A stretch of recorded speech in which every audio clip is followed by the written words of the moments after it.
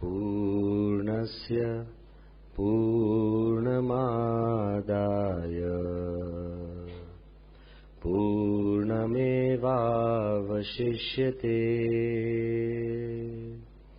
ॐ शान्तिः शान्तिः शान्तिः। Shri Swaminarayan भगवाननी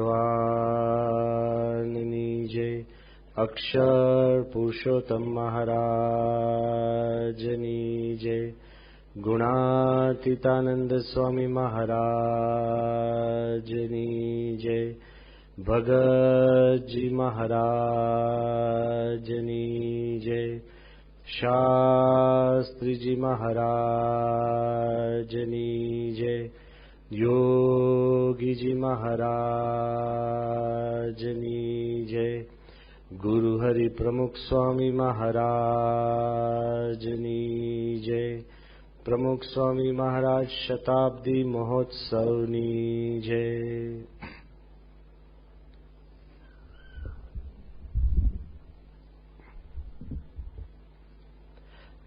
In the divine presence of Bhagavan Swaminarayan, in the equally divine presence of my Guru Hari Pramukh Swami Maharaj, in the revered presence of saints, guests, devotees, and so many of you who have come to learn some secrets of life.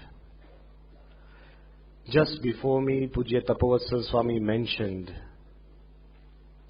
that I'm going to tell you why you should be good in a bad world. Well, I'm not going to really tell you why you should be good in a bad world, because that's your choice. Anything forced upon anybody is ultimately rejected. And that's what everybody has to understand. When parents try to teach something to their children, when religious leaders try to teach something to their followers, when any elder tries to teach something or tries to transmit a value to anybody, the moment you start compelling, ultimately it is rejected. Religion and values, they have to be as gentle as a breeze. If you enjoy them, then you will accept them. But the moment anything becomes a force, we shut our windows. We close our doors. Yes, to keep somebody happy, we'll say yes, yes, yes, when we constantly mean no, no, and no.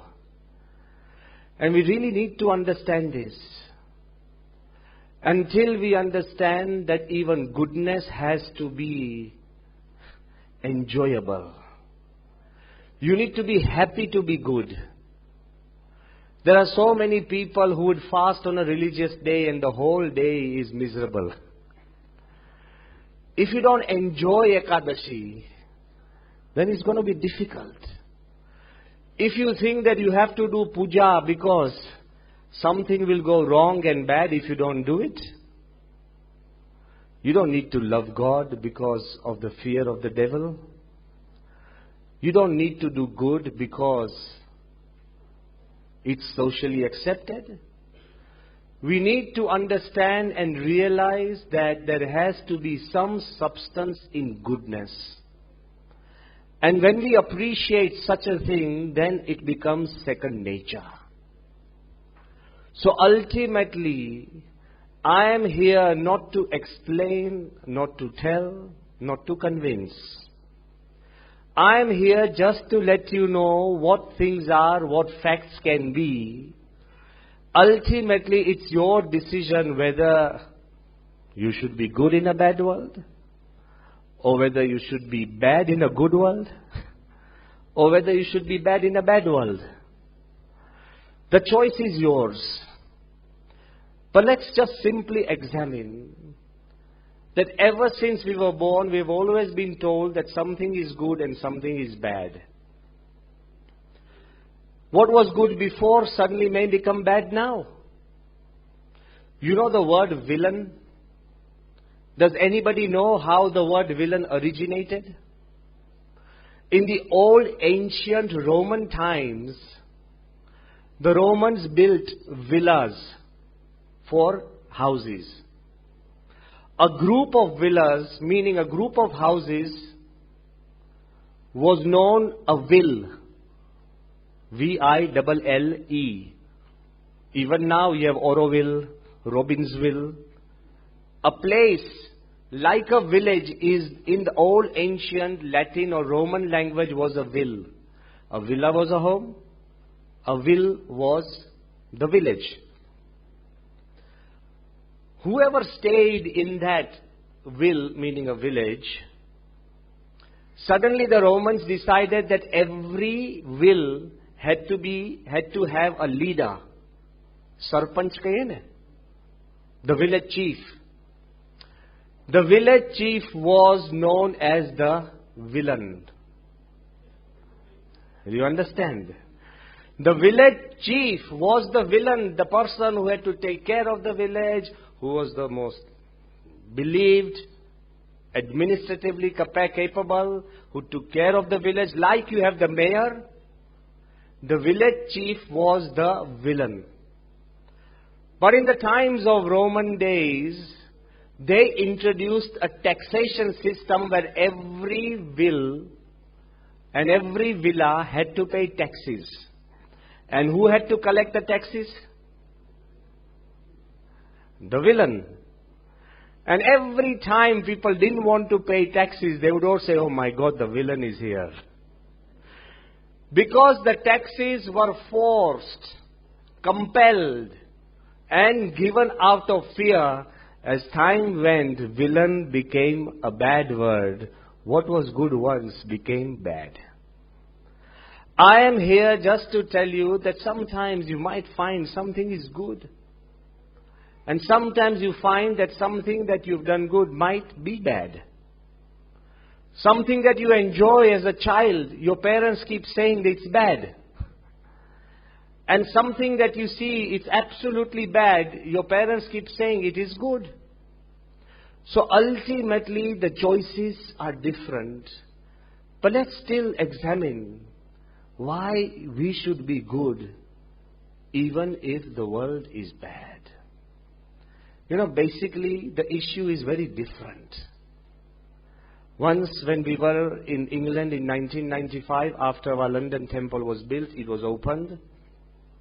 It was so well received in England that the whole of England stood up and suddenly realized, my God, what a beautiful temple. The French, who are eternally at war with the British, they printed in their most important newspaper, Le Monde, the world. And the headlines went, "The Empire Strikes Back." For 200 years, the British ruled and ruined India. And what a sweet way of taking revenge by planting a beautiful temple in the heart of London. We didn't do it to have revenge. No, it was something beautiful, something necessary, something spiritual. But after the London temple was finished and thousands of devotees flocked for darshan, one devotee, he came with his child for Pramukh Swami's darshan. I was present, and suddenly the devotee said that, Swami, everything is so nice, fine, we are happy. But my son, he keeps asking typical questions, and I'm a little worried about the questions he asks. Pramukh Swami asked that, what are the questions he asks? His kid, his name was Vandan. And he was just 6-7 years old. The father said that my kid once asked me, he said, Dad, who is the boss of this house? 6-year-old kid, huh? And I replied that I am the boss of this house. He said, when you are out at work, then who is the boss of the house? I said, Well, your mom, she's the boss of this house when I'm not around. He said, when mom goes shopping, look at, he's a kid. Then who is the boss of this house? So I said, well, your elder sister, she is the boss of this house. He said, when my sister goes to college, who is the boss of this house? And then I said, well, then you are the boss of this house. He said, good. I asked him, then why do you want to be the boss of the house? And he replied, so I can be bad. Imagine a 6-year-old kid feels that the supreme power or being the boss allows you the freedom to be bad. Maybe the kid is honest because children don't have these hypocritical ideologies where they can hide things. We live in a society, so-called civilized society. The more you can hide, the more civilized you are. We don't tell everybody everything that you think. Even if your child swears at the guest behind their backs, what will you tell him? I don't say anything like this in front of him. That means behind him is allowed. Ultimately, our civilization has come to hide so many things that we really feel. And I don't think it's wrong. It's a part of culture that has asked us to refine ourselves. But at the same time, this little kid, by asking such questions at an odd time, is also revealing the inner fascination of mankind. Each one of us, whether we admit or not, we are fascinated by power. Even in a small party, is the way you dress gives you power.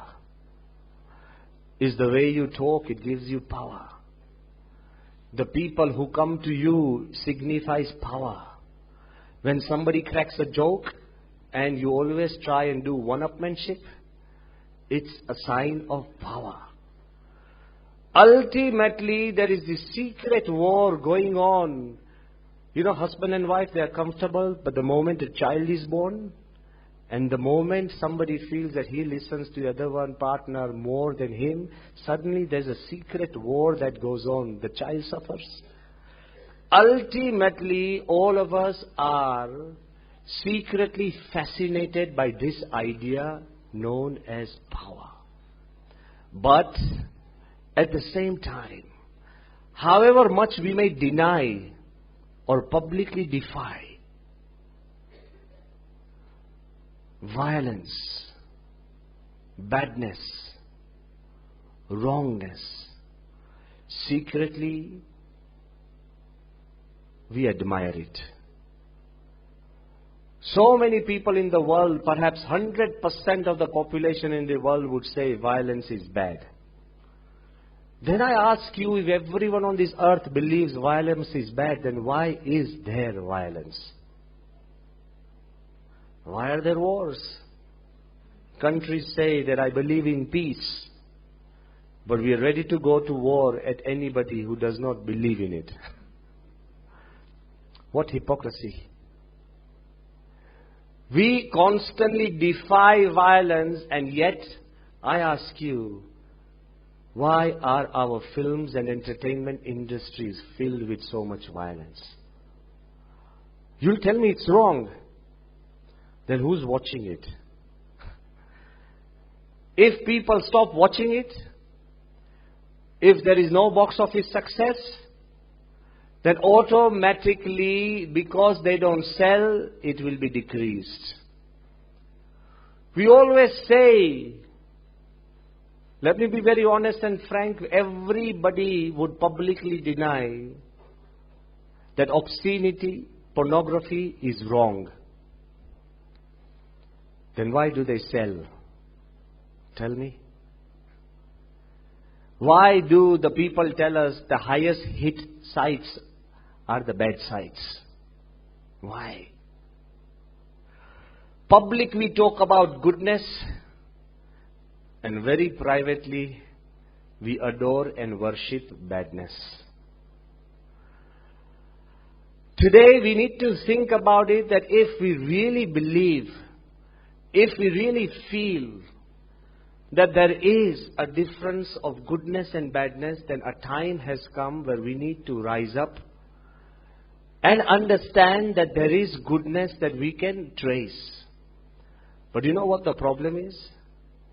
The secret fascination for doing wrong, the secret fascination for power, violence. You know, we were just passing through Serengeti, and every time we pass through some deer or something, like some swan or some little bird, nobody really bothered. But every time somebody saw a lion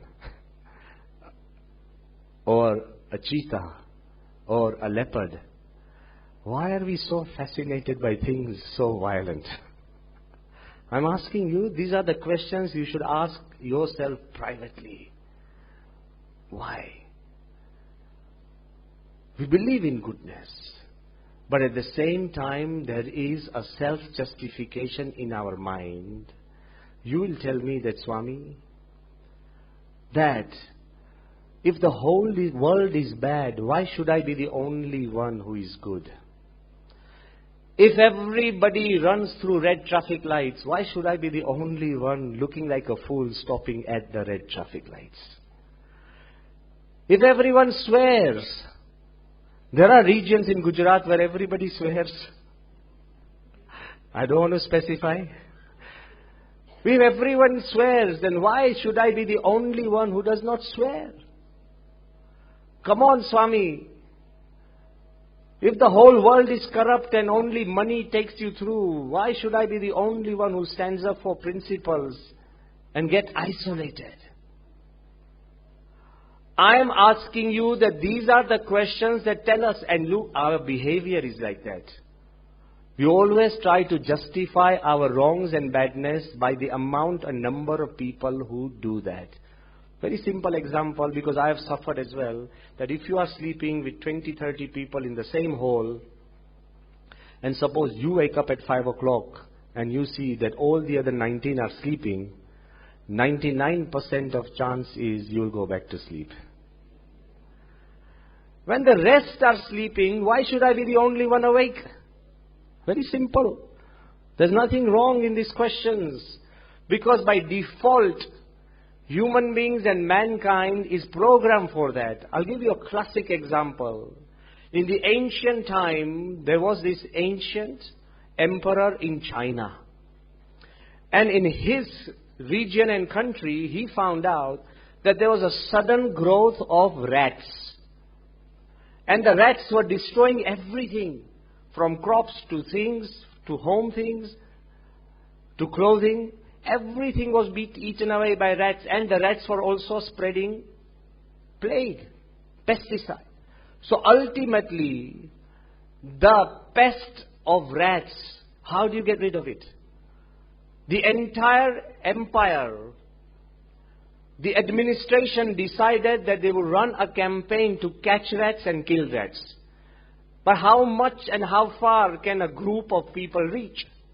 So some wise guy gave an idea to the emperor. He said, let's do one thing. Let's announce to the people saying that anybody who catches rats, whether dead or alive, and he will bring rats to our court yard, they would get paid for every rat that they submit. Fine? So when you empower every person in our empire to catch rats by giving motivation or reward, automatically the population of rats would decrease, correct? For the first couple of months, the population of rats decreased. But then suddenly there was a massive growth, and it not only doubled but it trebled. They were shocked. And at the same time, people kept coming in with rats, kept coming in with rats. You know what had happened? Come on, you're Indians. Of course you would know. You know what people started doing? They started breeding rats to get money. You understand that? The idea was to promote safety and goodness, But man has this amazing ability because of his selfishness. He would turn even a good law into a bad law. Forget about this. In Israel, near the Dead Sea, there are so many caves. And those caves are almost frequented just by the shepherds who know the terrain. Suddenly, one shepherd found the initial Dead Sea Scrolls. And they were the scrolls written in ancient language in Hebrew, which threw light on the Old and the New Testament. Ultimately, they became a very important part. So the Israel government decided that these scrolls were hidden in so many different caves. It was impossible for government people and officials and historians and archivists to go and find these scrolls. The easiest way would be reward. So how do you reward an old parchment? So they decided that if anyone brings even a smallest piece, a fragment of this old parchment, then they could piece it together. Even the smallest fragment of this old parchment, they would be rewarded on the number of items brought. Do you understand? So what started happening? See? The shepherds, in their zeal to get more money, even if they found a whole parchment page, what did they do? They broke it into 100 pieces to get more money. Ultimate aim was to preserve the parchment, but the law actually started destroying the parchment. If you understand what I'm trying to tell you, somehow man is programmed even to try and turn a good thing into somehow a bad thing. Ultimately, we need to understand that of course we do want to do something good. But our questions, as I said, the Swami, if the whole world is asleep, why should I be the only one awake? If the whole world smokes, why should I be the only one who doesn't smoke? If alcohol is a way of life, why should I be the only one who resists? If theft, if lying, if doing the wrong things is a way of life in this world, why should I be the only one isolated and doing the good things? You know, I also want to ask you, and I also sympathize, that in reality, nobody is to be blamed. It's the environment that we live in that really triggers off the wrong things. Initially it was said that business and trade was done on trust. Vishwase vahano vehta. That you trusted that the goods would be right. And you trusted that the payments would be made. We trusted whole shiploads would be coming, and after a couple of months, payments would be made. Sometimes they would be delayed by a year, but nothing would go wrong because it was an age of trust. In this modern age, come on, some of you are really some of the most proficient businesses. I see Raj smiling broadly. In this modern age, where has that trust gone? One very successful businessman, he was always telling his son that when you grow up, I will teach you how to make millions. And his son always told Dad that, Dad, please teach me the secret, the ultimate secret. You know what happened? One fine day, the boy was about 6-7 years old. The father said that if you are asking, I'm going to teach you the secret of trade and how I have made millions. The son said, okay, Dad, come on, teach me. Kumar Bhai, listen to this. So how will you teach your son? So the father said to his son that, okay, son, climb this 15 feet high wall. The son did. He said, can you see me? He said, yes. He said, do you think you can jump? He said, no. But do you think I can catch you? Of course, Dad. You have caught me so many times. He said, do you trust me? Fine. Then suddenly he switched off the lights. It was pitch dark. He said, son, remember, business is like going into darkness. Business is sometimes, even when you don't see the figures, you have to trust that there is profit. He's teaching the kid. He said, can you hear me? He said, yes, Dad, I can hear you. He said, can you see me? He said, no. He said, why don't you jump? He said, but I can't see you. He said, don't worry, I'm your dad. I'm going to catch you. He said, do you trust me? He says, of course, Dad. He said, then jump. It's total darkness.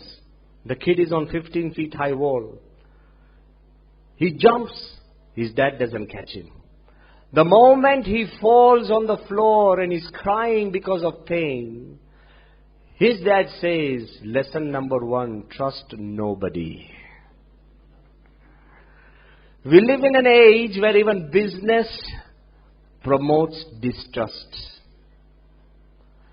And then you tell me that, Swami, how can I be good in a world that is bad? Your questions are valid.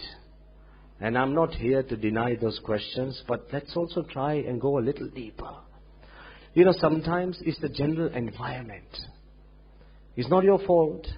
Even if you're good, and even if the people around you are good, sometimes we think that we influence the world, but the general climate, the general environment, even rumors. You know, what is speculation? What is trade? How do stocks and shares go up and down? What is inside information? Sometimes the little rumor brings the prices down. Sometimes an imagined fear, which is not even true, fluctuates entire economies. Are you with me? I am telling you that even more than reality, sometimes things that are imaginary can influence you and stop you from even being good. You want to be good? You know, now everywhere I go in Africa, I've never seen anywhere in the world so many places and so many ways the doors are bolted. You get a bolt here, a bolt there, a bolt there, a door there, a door there. I'm just wondering, you know, I'm not here to ask you to not to bolt your doors. Please, don't take me wrong. But I'm saying that why? Sometimes the fear in the air is so thick that you stop trusting anybody and everybody. You know, in New York, if anybody goes to New York, there is a very, very beautiful park. The name of that park is Central Park. And Central Park is right in the middle of New York. So beautiful, full of water, full of trees, full of fresh air, full of undulation and dulation.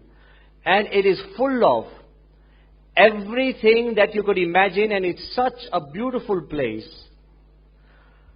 I have personally visited it, and so many people visit it regularly, just for the beauty. But there is something about the Central Park and New York in general, where the air is thick with fear. There is a saying that in New York you can be robbed at night, but in Central Park you can be robbed in daylight. There is a saying. And that saying was very thick.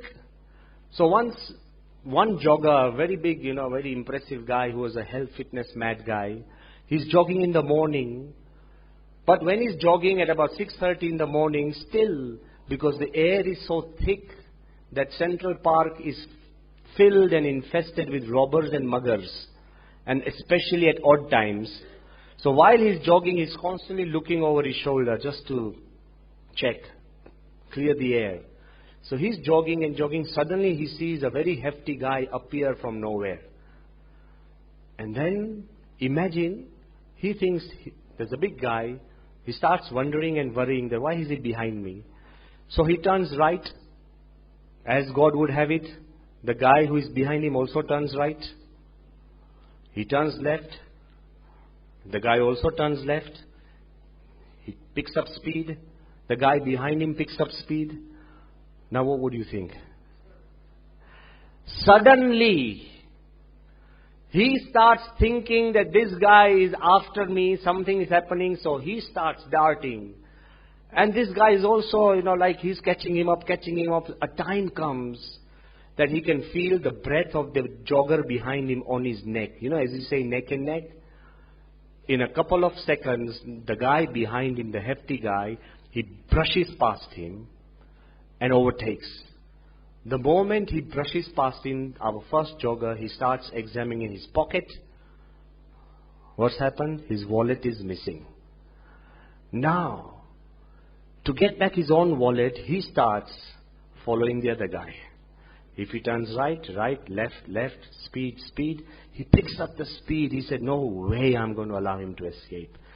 A time comes when he goes so close to him, he lunges forward, gets hold of his neck, pulls him down. He says, give me the wallet.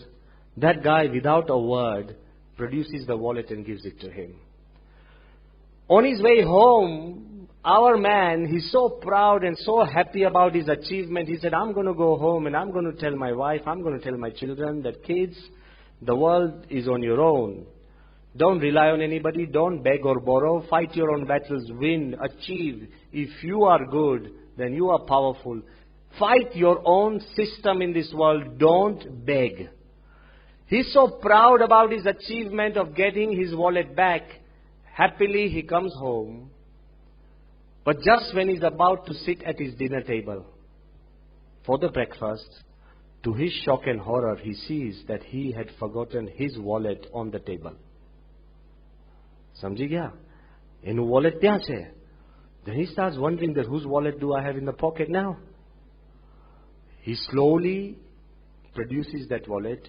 He sees the picture of the guy who was with him in the Central Park, finds his number and very apologetically, because he was a good guy.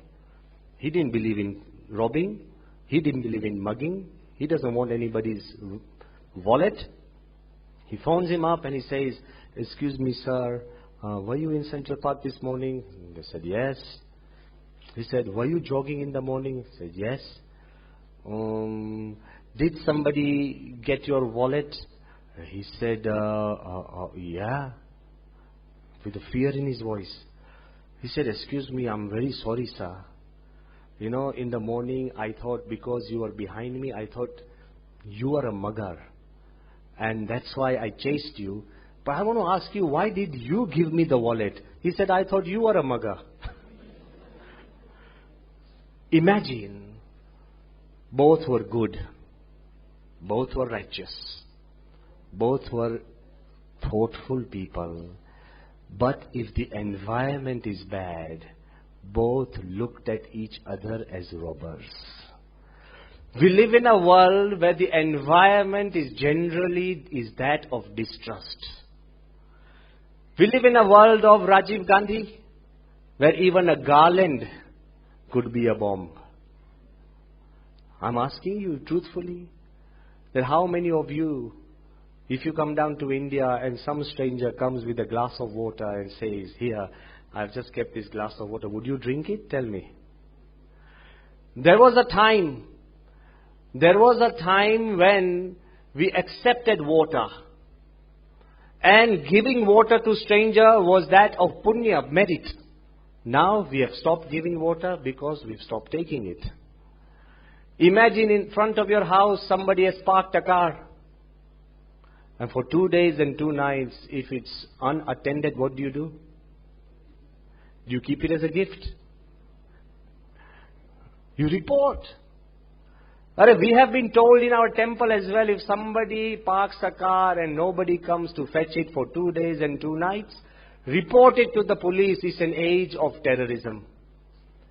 Ultimately, the climate, the things around us, our thoughts continuously influence that we need to be bad in a bad world. We continually feel that goodness has no place. And what does it achieve? So many people tell you that Swamiji, and they have advised us as well, that if you're on the road and if there's an accident, don't stop. Why? Tell me. Why? Where is the human nature of helping somebody in need? because we feel that we would be dragged to court and police station for something that we didn't do. The system has become such that we have become fearful. Alright, somebody needs a house and your house is empty in India. How many of you would rent that house? Forget about with money. We live in an age where you rent a house and you lose it. So ultimately we have designed our own laws that it does not pay to be good. It just pays to be bad. But I'm here to tell you that there is the other side of this story as well. That goodness is still important. Goodness has a way that can make you different. It is also important that if you understand that their honesty is still the best policy in the long run. And I'm not here to preach you because ultimately what survives even now, even later, even much beyond your own existence is goodness. When we were in England and we were studying in an English literature class, one of our teachers explained to us a poetry which was very different, very thoughtful. And in that he starts asking a question, like I said in the initial part of this lecture, that everybody has a secret desire to be powerful, to be strong, and in that to be a little bad. So this poet, he asks a question, and the question is that what is the strongest thing in life? Remember the question, huh? What is the strongest thing in life? And then he answers that steel is the strongest thing in life. He questions himself and says, but fire can melt it.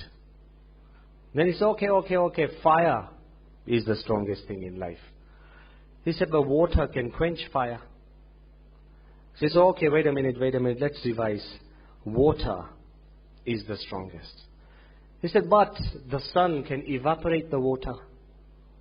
Fine, the sun is the strongest thing in life. Then he says, but the clouds can cover the sun.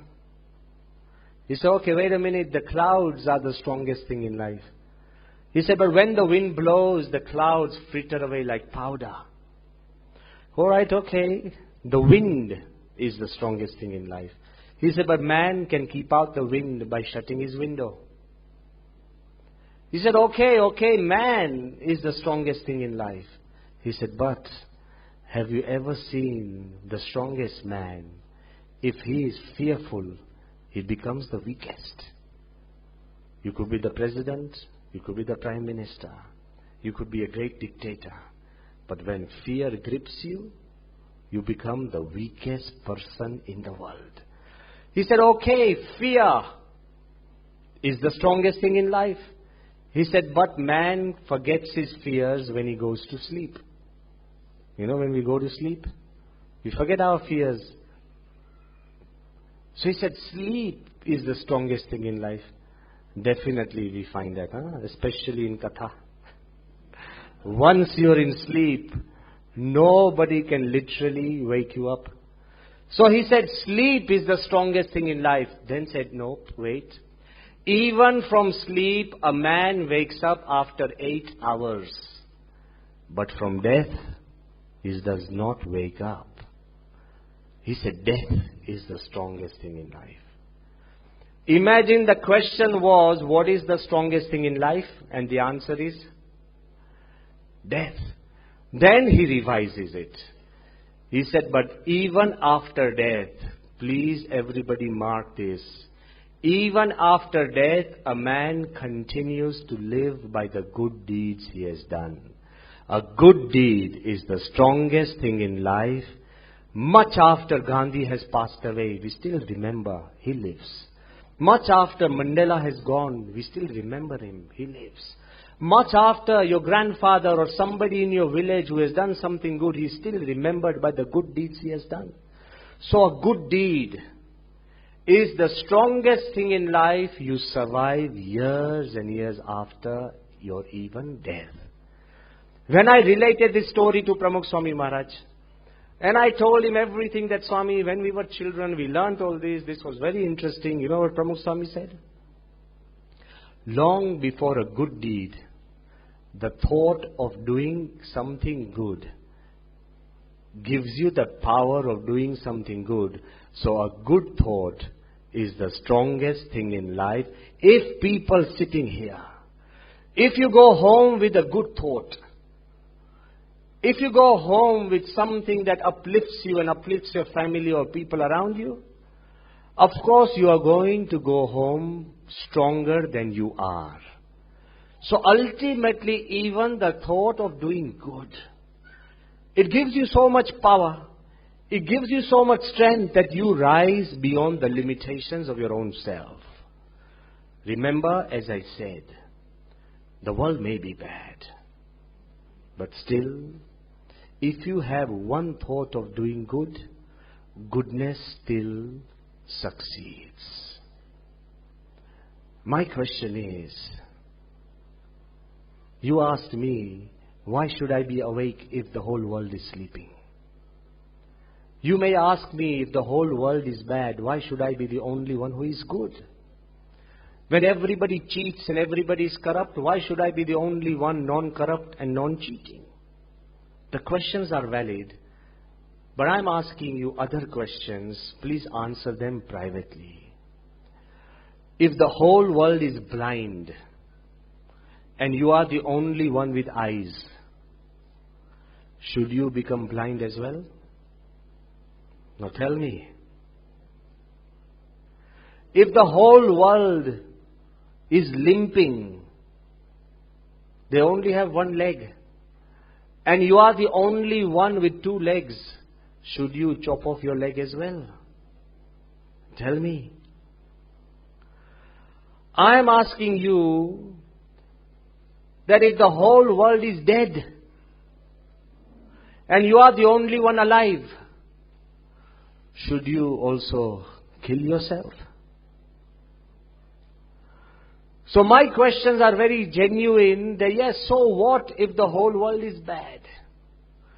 If you are the only one with eyes, it is your duty to help the blind see, so be good. If the whole world is limping and you are the only one with legs, it's your duty to lead the whole world which is limping, so do good. If the whole world is dead and you are the only one who has the life of values, it is your duty to make sure that humanity survives, so be good. Goodness is not something to be compared with. Goodness is something to be lived. And I want to give you some classic examples from history itself. That if you are good, goodness returns. Goodness ultimately returns. This true story, it's during 1892. In Stanford University, there were two young boys who wanted some money to pay through the university fees. But they were really dignified, bright, and active kids. Not the guys who would beg because of sorrow. These two children, these two young boys, they decided to stage a special orchestral show. And in that orchestral show, they decided to bring one of the most famous pianists in America, and his name was Paderewski, the famous pianist. They decided to hold his show, hire an auditorium, sell tickets, and they'd agreed with Paderewski that they would pay him $2,000 for that performance. And they'd worked out their mathematics. They were in Stanford University. That of course we'll pay up this $2,000, we'll make about around $4,000, $2,000 for Paderewski, about a couple of hundred for the hall. We'll get almost $1,600 and $1,200 for our fees and $400 for other educational material. This is they didn't want to make money, they just wanted to pay their fees of the college. You know what happened? Paderewski arrived, the show happened, but somehow the tickets didn't sell. And because of that, the amount of money that they made was not something very important, but instead of the amount of money that they could have made, they only cashed $1,600. Not even enough to pay Paderewski. Forget about the hall, forget about their fees, so they went back. After the show, with great fallen faces and depressed hearts, the two young lads went to Paderewski and said, "Sir, I know we had agreed for $2,000, but we've only been able to make $1,600. Please take $1,600. $400 we'll pay you later on, after working and finding some way of giving that money." Paderewski was overcome and he asked that, "But why did you do the show?" They said, "We are short of fees. We wanted to pay ourselves through the fees in a dignified manner." Paderewski said that, "How much is your fees?" He said, $1,200. And so that's all. At that time, Paderewski was overcome with a tinge of goodness. He was a celebrity. He was an artist, a performer. But he saw a cause. And just out of sheer good gesture, he said, "Okay, I don't want my $2,000. Keep the $1,600, $1,200 for your fees, $400 for your other things. Thank you very much." He left. Now, years went by. 1892, and the year came 1919. Europe had just completed the First World War. And if you remember, war is not just killing of people, it's destroying of civilization. Systems, crops, farmers, the disease, everything that entails in a war is much more than killing. So the whole of Europe was passing through strict and devastating famine. Paderewski, after his attendance in the US, suddenly had come back to Poland. And in Poland, at that time, he had become the president of Poland. After the First World War, the president of Poland was Paderewski, the famous pianist. He was contemplating the horror of the famine that his country was going to face. Suddenly he got a message from France. The Premier of France messaged Paderewski that there are shiploads of grain coming from America, specially earmarked for Poland. He was so overcome that I never made a request. And something that I didn't ask, and of course he wanted those grains for the survival of the country. And they said the minister or the director of food and supplies, Herbert Hoover himself, is going to come in a week's time to France to discuss other measures. Paderewski decided to go down to France to personally thank this Herbert Hoover, a stranger he never knew. And when he went, and when he tried to thank Herbert Hoover for saving his country, Herbert Hoover said, "Sir, you don't need to ask me or say any thank you. If you remember 2 kids in Stanford University for whom you let go $2,000, I am that boy, Herbert Hoover, who is just returning an old favor. All that I ask you, how much is $2,000 worth? It can save an entire nation." But it was done with a gesture of goodness for no return. But I want to tell you, even if you are good without the hope of return, goodness returns. It may not return in a more flamboyant way that it returned for Paderewski, but it returns. It may not return just now, it may return after 10 years, 20 years, but it returns. Any good act or any good gesture that you do, which is selfless, it returns in a magnified way, history tells us. Not just spiritual people, not just scriptures, reality and life tells us. So do good. Whenever you have the chance, without hurting yourself, I'm not asking you to go out of your way and destroy your own life to do good. No. I'm not asking you to be sadhus, but at least you can be good.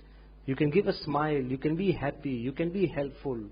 You can make it really kind. You know, when we come into Ahmedabad, rickshaw driver, we suddenly think because we give him that money, we think we own the rickshaw and the driver as well. We keep shouting. We keep bargaining. We keep humiliating him. Why don't we know that he has a child, he has a wife, he has a home? He's a human being. What right does it give you because you pay him money to humiliate somebody? Come on. The bigger you are, be generous even in your nature. Just now, I just witnessed Jayesh Bhai, we went to a special place where the security person did not identify him, and then suddenly he stopped the car and he was so apologetic. Jayesh Bhai comforted him. He said, don't worry, you're doing your job. So many people in his position would say, you haven't seen me, I'm a part of this member, why did you stop me? I look at, come on. God has blessed you with more intelligence, a fairer share of life which is more hopeful, comfortable. Why can't you bring a little happiness to somebody else? Goodness is not just in the way that you give money, in the way that you give time. It's also a way that you become kind. Your kindness is also goodness. Let me give you a classic example from Kalam's life. Just on the day on 20th June 2015, when he came to hand over this book, Transcendence, like I said, he had stayed up till late, he ate late, 6 o'clock in the morning he started. His health was not good because after a month he passed away. Kalam, for your information, nobody made it public, he was suffering from diabetes. There were other issues with his health as well. But still, look at his life. He came to Sarangpur on a bumpy road, on a monsoon morning, 3 hours of driving. He met Pramukh Swami at about 12:30 or 1 o'clock for 40 minutes. After that conversation at 1 or 1:30 in the afternoon, it was the first day of Ramazan, and Kalam was fasting. Okay? First day of Ramazan, I know because I was there with him throughout, I was dog tired. It was an assembly, there were no coolers, 2 o'clock in the afternoon on a hot, humid Gujarat monsoon, it's boiling. And everybody was sweating, he gave his little lecture, it was about 2 o'clock now. He was coming down from the stage. Again, the securities, were cordoning him. One boy, he broke through the cordon. He was disheveled, a very simple village boy. I don't even think he understood English. But he broke through the cordon from his pocket, shorts. The boy put his hand in his own pocket. He produced a crumpled paper. Not even a flat paper, crumpled paper, torn from a notebook. You have those notebook lines. Not even torn properly. A crumpled paper. And he handed that paper to Kalam. And he said, autograph. Imagine you are talking to the president, the finest scientist, the biggest man, somebody you love, and the kid produced a crumpled paper and asked Kalam to give an autograph, not even a pen. He didn't have a pen. Fatele tutelo chokro ek nani kagar no locho warine Kalam na hath. I was standing next to Kalam. Kalam took that paper, he flattened it, and he asked for a pen. Does anybody have a pen? And then, leaning on the wall, he autographed that page. He gave it to that kid, and the kid once again crumpled it and put it back in his pocket. How many of you in such a situation would feel insulted, would feel, oh, come on. Kalam turned to me, and you know what he said? He said, never disappoint a child. because these are his first days on this earth. Never disappoint a child because these are his first days on this earth. If you disappoint him, then he's going to feel the world is bad. Correct? After that, we were going to the car, and again the car was crowded with people, and the security people were trying to push people around. Suddenly in that group or melee, Kalam saw an old gentleman on a stick. He must have been 1992. Typical Gujarat, a village guy. Kalam asked him to come close. So he came through the security. And the man said in Gujarati, કે સાહેબ ને કહો કે મારા દીકરાનો દીકરો છે ને એને ફોટો પડાવો છે. He said, my grandson wants a picture with Kalam. Kalam stopped. It's 2:30, hot, tired. He hasn't eaten again. They found that little kid, they brought him along, and Kalam allowed a picture to be taken. And then again he turned to us and said, never disappoint an old man, because these are his last days on this earth. I am trying to tell you that there is a way of showing kindness. You don't lose anything. Your bank balance doesn't suffer by giving a smile. When you are kind to somebody else, actually you are elevating his life, his world. So goodness returns. Whether it returns to you, or if you are kind to the rickshawala and he goes home and he gives a great smile to his children and a great hug to his wife, the goodness returns to him. Goodness returns whether to yourself or to somebody else. Just don't stop being good to others. It helps. But somehow if goodness doesn't return, it reforms. We sometimes think that only the strict way and the strong way is the only way of reformation. Being dictatorial is the only way of getting ahead. No. Another example which I have read and I have studied and I want to share with you. Just as goodness returns, goodness reforms. Let's talk about Africa itself. In 1987, Bob Munro, who was an ice hockey player in the Canadian ice hockey national team. Ice hockey is a strong game, very physical, and you really need to compete. There is no chance or system for goodness in ice hockey. It's the guy who is the fastest, the most aggressive, the guy who can deceive wins.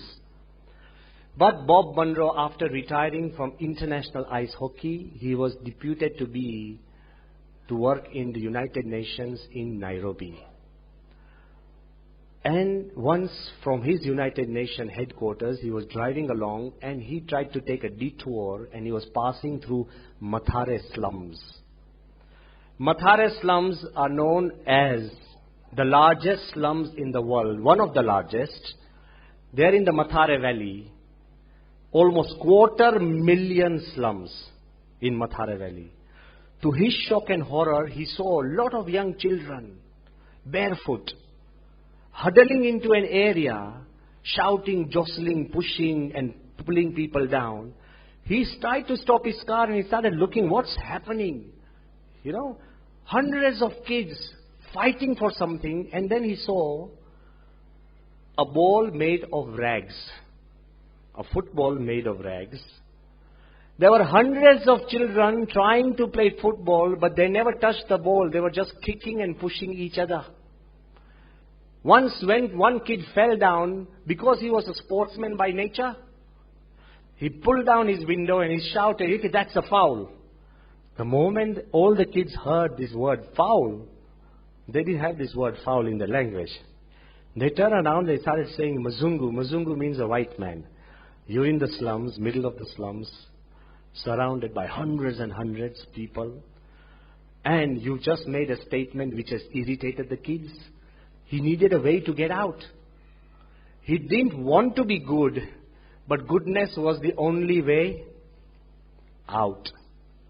So Bob Monroe, when the kids came to him, from his little booklets that he had, because he was a sports guy, he showed the kids, he said, this is not a football, this is a football, a real football. The kids were surprised. He said, well, tomorrow I'm going to bring you a real football. That was the only way out. You understand? He said, I'm going to bring you a real football. All the kids clapped. And he left to fulfill his promise to these slum children. Next day, he came in his car to bring a football. Just to see a football, almost 2,000 children had gathered in Mathare slums. So, he said, but 2,000 people can't play football. Football is played by 11 and 11. And people can't play football in all this garbage. You need a clean field. As he started talking to the children, he said, 3 days later I'll come. If you can clear a patch of a football pitch, remove the dirt and the dust, and remove the garbage, then we will play with a real football. To his surprise, in less than 3 days, the kids worked overtime and cleared the garbage. Imagine how goodness starts. Then he brought volunteers as days went. He brought volunteers, he brought jerseys, he created teams. More and more football teams were made, garbage was cleared. He created laws. I'm giving it in very short. He created laws that those who go to school regularly will get a preference in my team. Kids started going to school. He created a system that those who do a little social work, who clean up other people's front yards, will get a preference. Slowly and slowly, to your and my surprise, he created the Mathare Football Club, which had almost 1,000 football teams. Listen to this. Where kids started coming away from AIDS and drugs. A time came just in less than 4 years. He started this work in 1987, and in 1991, to his great pride, all the 11 football players in the Kenyan national football team were from Mathare slums. How goodness works! Brazil called Mathare football team to give them and play a friendly match. He created laws which are not even in FIFA. He said when two teams are playing and if supporters misbehave, their football team is disqualified for life. People behaved. All I want to tell you, that if goodness doesn't return, it reforms. And from that day, he was transferred to Nigeria. And once while he was driving a car, he saw a couple of street kids playing with a garbage football. He stopped the car. He picked up the football. He said, let me tell you about some children in Kenya who are playing with a garbage football. Let's begin again. Go to the net. I've just told you a little. But I am asking you, even if goodness is done for the sake of it, do it. It works wonders for your family, for your children, for your relatives, for even the people you may not like. You know, sometimes your enemies deserve respect. Even your enemies will learn to respect you if you are good in a different way. The guy who hated Lincoln, Stanton, when Lincoln came to become the President of America, the guy who made a statement in the newspapers that we have a chimpanzee in the White House. The guy who always worked against Lincoln in everything he did. Lincoln still made him a part of his member of cabinet because he said there is no other man more fitted for this job. Still, he always ridiculed Lincoln till he died. And after Lincoln died, on his grave, this man made a statement, "Here lives the greatest president America or the world will ever see." Goodness gives you life, and I ask you, even to your enemy, what hurts you to be just kind? Let him be what he is. Goodness returns, goodness reforms. And lastly, I want to ask you to take back home. Ultimately, it rewards you. If somebody does not come back with a reward, so what? Even if you are good and nobody is reformed, so what? The greatest reward of doing goodness is you yourself. You change. Why does Pramukh Swami often say, in the good of others lies our own, in the joy of others lies our own, and in the progress of others lies our own? The greatest beneficiary of your good act is you yourself. Science now says that a person who commits a good act scientifically has a greater chance of living a greater and a longer life than a guy who keeps committing bad. It's the way the body works, it's the way that mind works. So goodness rewards. What better example can I give you that even if the world is bad and you are still good, you become great? The most classiest example could be recently, a couple of years back. A great man died in Africa, and to give him a great farewell, an entire stadium was filled. Can anybody give me that name? Nelson Mandela. The name is known, his life is known, but just look at it from a little different way. Mandela died. The entire stadium was filled. The whole world mourned. I did a little research and I found out that more than 100 heads of states, presidents, prime ministers turned up to give him farewell. South Africa did not invite a single one. No invitations were handed out. They came. More than 100 heads and CEOs and chiefs of international organizations like IMF, WHO, the World Bank, leading CEOs of international institutes queued up to attend the function of farewell for Mandela. Now I ask you, how many did Mandela meet personally? Hardly any. How many countries did Mandela go to? Hardly any. How many heads of state had a personal friendship with Mandela? Hardly any. Or the climax is, how many countries did Mandela even praise?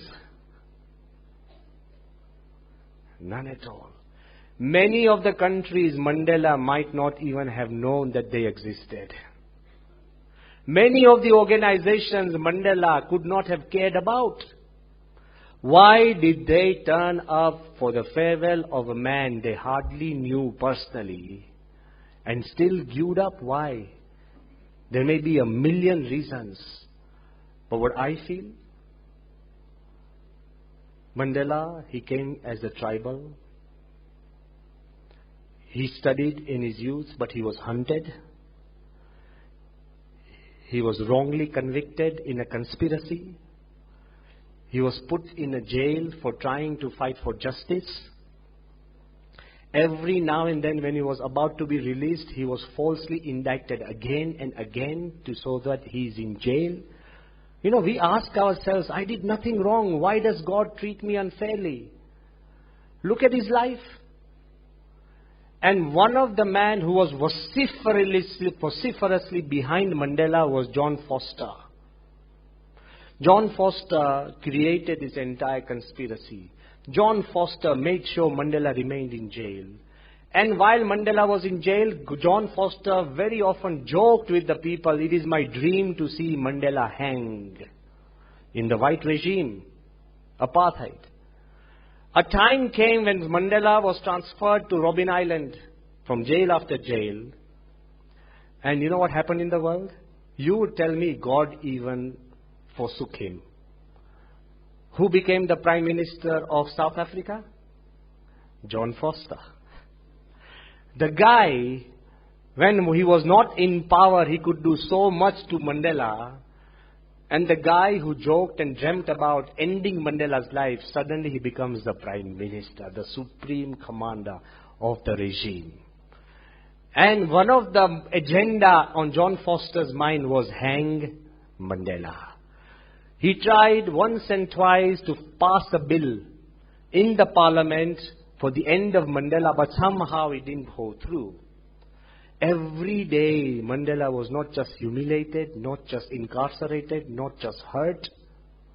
Every day his life hung in balance whether tomorrow. And then he finds out the guy who hates him most is the head. What are the chances and probability of this guy having a little peace in his heart? Go to Robben Island, I've been. Many of you might have. It would move your heart from within. Such a cell, even if somebody is served a little notice from the police, suddenly you feel God has forsaken you. Just a notice. You feel the world is bad. And you feel so hurt. થોડાક દુઃખની અંદર છે ને આપણે ભાંગી પડીએ છીએ. This guy, he kept sanity. I met yesterday, as Tapavasal Swami explained, I met Isu Chiba. Isu Chiba, who was contemplating 18 years in jail with Mandela, and he was contemplating of taking revenge, hunting every guy who had hurt them. Mandela said, give up. Our larger goal is freedom. Freedom only comes through dignity and equality. Even if you're free and then you start suppressing the other people, that's not freedom. So Mandela was explaining to him, and you know what they decided? This is what I learned from Isu Chiba. He said, Mandela told me in prison, the moment we get out, our first duty will be to go to the wives of all the former prime ministers of South Africa who had hurt and hated them. Our first duty is to go to the wives of all the former presidents and prime ministers of South Africa, have tea with the wives, and assure them that nothing will happen to their husbands. Imagine, if you don't listen to this, then something is dead in your heart. Don't worry about the little hates and hurts that somebody has done something wrong to you. Rise up. Can anything be more wrong than 27 years in jail for something that you didn't do? Humiliation. Have you been wrong like that? But the climax is, when Mandela was leaving Robben Island, the whole world media confronted him, and the first question the newspaper people asked, Mr. Mandela, what do you think of John Vorster? The guy who hated, hurt him for more than 2 decades. The first question is, Mr. Mandela, what do you think of John Vorster? And Mandela replied, he is a decent man. Thank you very much. He left. Do you have that heart? I'm not asking you to be this good, but at least you can be a little good. At least you can forgive your children. At least you can pick up the phone and forgive your wife. At least I'm telling you, forgive the people who are near to you, your friends. Yes, somebody has cheated you. 20 years have passed. Just move on. Forgive. Go ahead. And that's when Kalam, when he has written the book Transcendence, he said, why I have written a book Transcendence on Pramukh Swami? I found the value of non-violence in Pramukh Swami. I found the value of compassion of Buddha in Pramukh Swami. I found the value of Lincoln equality in Pramukh Swami. I found the value of forgiveness. If anybody who has the value of forgiveness that is as large or larger than Mandela, it is Pramukh Swami Maharaj. This is why certain things have happened to bring him on a higher note. All that I want to leave you with, that remember, yes, the world is bad. But don't ever ask a question, why should I be good in a world that is bad? Because goodness returns. Goodness reforms. And if nothing happens, goodness rewards you, the person you love the most. If you are good anyway, how does it hurt you? If you are good in every way, how does it make you bad? All I'm asking you, that look at the life of saints like Pramukh Swami. Any person that you admire and you worship, he will have this trait of being good even to the people who are bad. I remember once after a great festival, one ordinary man, he was just standing there, and in the festival almost 20,000 people had gathered. After coming down from the stage, this man insulted Pramukh Swami so much. I was standing there. I got disturbed. I said, we need to put him in his place. Swami was just happy, smiling, trying to bless him, and he insulted him so much. Before I could say anything, Swami turned to me, he said, make sure that you serve him food. Make sure that he goes back home happily. Can you and me do that? We always say, God, do good of all, but we have a bracket. At least not of these 4 people. Our lives are different. We can't afford to see good of others, and in that we lose our own goodness. I'll leave you with an incident. That if you can't be good, at least stop being bad. Once, a devotee of Lord Shiva, he was worshipping Shiva, and Shiva became very happy. He said, you have really been worshipping me, I'm happy, I'll grant you whatever you want. The guy said, everything I want? He said, I'll grant you 3 boons. Make sure you ask everything properly. I'll give you what you want, but there's a condition, a rider. He said, what's the rider? That whatever you ask for, your neighbor will get double. Correct? So he started thinking that I don't have a house, but if I ask for a house, my God, the neighbor's going to get double. If I ask for a car, the neighbor's going to get double. So he was really wondering. He said, let me go home and tell my wife. He said, no, Shiva has given us 3 boons. We'll ask, but let me go to the bazaar and come back and work it out what we should get. By the time he came home, his wife, they're very impatient. They said, greatness, I've been really struggling for a great home. She asked for a home. When this guy came, he saw 1 home, but he saw 2 there. He was so shocked.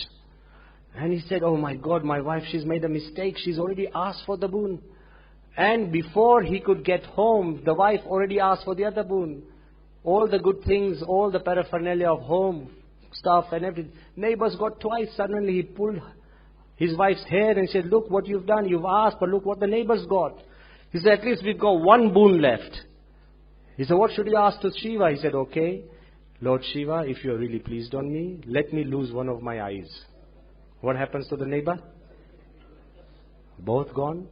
If you are pleased on me, let me lose one of my arms. What happens to the neighbor? Armless. If you are so pleased on me, Shiva, let me lose one of my legs. Just so that the neighbor could suffer, he ended his own happiness. All I am asking you is, if you can't be good, at least don't be bad. If the whole world is blind, you are the only one with eyes, don't poke your eyes out. Lead the world and make it see. This evening, I just say my deeper prayers that so what the world is bad. If you are good, then the world will not only return, not only reform, and not only reward, it will also remember you for days after you pass away. Thank you very much.